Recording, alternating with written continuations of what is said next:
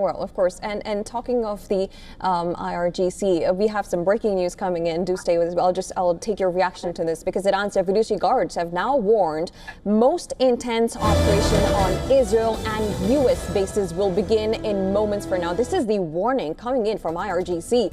And this comes after it vowed severe, decisive, and regrettable punishment for those it referred to as murderers of Supreme Leader Ayatollah Khamenei. According to Iran's state media, Khamenei was killed in early hours of Saturday. Iran's Supreme Leader Khamenei was killed at his office, and now we have the Iran's IRGC, who has now vowed and warned of most intense operation on Israel and U.S. bases. It has warned that it will begin in moments from now.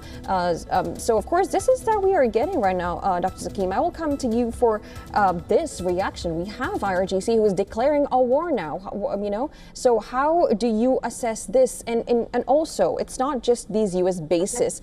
I remember the last time when the 12-day war happened, there were alerts in U.S. about sleeper cells. What kind of reaction are you considering to happen, and how will U.S. react to this? Well, for a start, it just shows you the IRGC is not finished. They're still very active. And as they've announced, I believe them. They will do. Now, how much damage they can do very much depends on how many missile sites they still have available to them.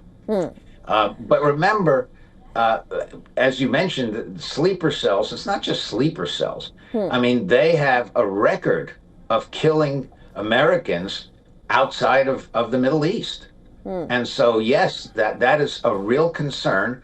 And at this stage of the game, it's clear that and remember, Khamenei was the leader of the IRGC in practice.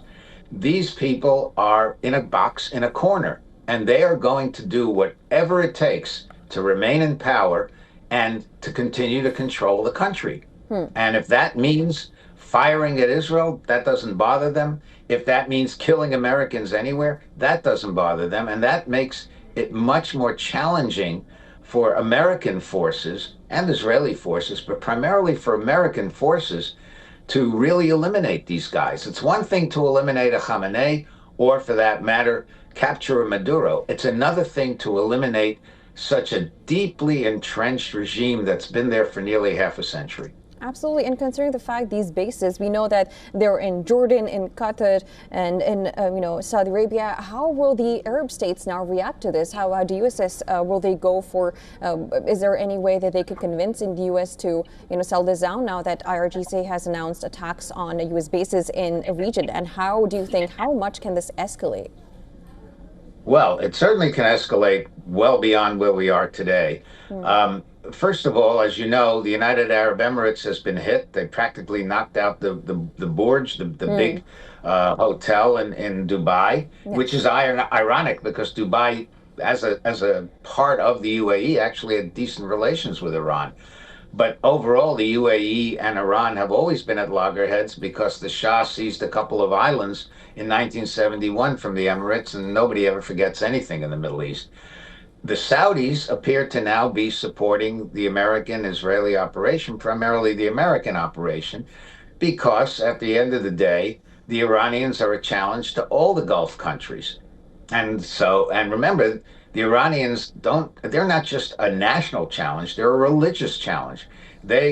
As Shia, they believe they're the real leaders of the Muslim world, which makes them the total challengers to Saudi Arabia. So, if they start bombing all over the Gulf, the Arabs aren't just going to turn around and say, okay, we give up.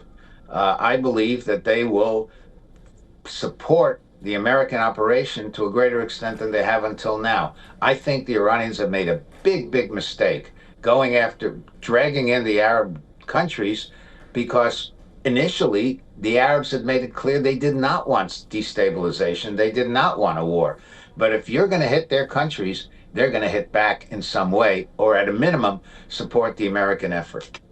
And talking of American, lineup of the Armada, you have the USS Gerald R. Ford, who's there as a defense. We have the Abraham Lincoln, who's there.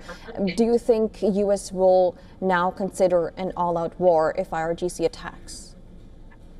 Oh, well, I mean, we'll continue to hit them. One of the interesting things that maybe people, your viewers, might not realize is that you cannot conduct carrier-based strikes with only one carrier. You can't do it 24 hours. You can do it only 12 hours. When you have two of them, you can keep going 24/7, which means that we can keep going after them day after day after day. And the question then, and remember, the capabilities that we have now are far greater than when we hit them, say, in 1998 with the Desert Fox operation, where we hit Iraq for 4 days. We've got far more capabilities in lots and lots of ways, most of which I can't even talk about. And so if we go on for a week or maybe even 2 weeks, that's going to cause a lot of damage to Iran. And then the question still becomes, can the IRGC survive this? Or does the government collapse? And then the question is, if the government collapses, who really takes over? And what kind of global consequences will that have, considering the fact that there's Strait of Hormuz that they have been shutting off? There's the trade aspect. Then there's, of course, the war. How is that going to inflict, how the global consequences of this war if it takes place? Well, remember, Iran has been sanctioned, so it hasn't been exporting as much oil as it had in the past. And actually, the world's biggest exporter of oil is the United States. So if the Saudis ramped up their production as well, they might be able to keep oil prices stable. It's also not clear whether the Iranians really can close off the Strait of Hormuz. It's just not clear. And certainly now, given that they're being bombed all over the place, I don't know that they even have the wherewithal to do it. Maybe they'll try, but that might not work out terribly well for them. And again, who's really going to come to their aid? I don't think the Russians will. The Russians are preoccupied with Ukraine and the war that they're pursuing there. Will the Chinese do it? The Chinese are very clever. They're not going to want to be caught out supporting what might be a losing cause. That doesn't leave too many countries supporting Iran. And remember, during the 12-day war, who actually came to Iran's aid?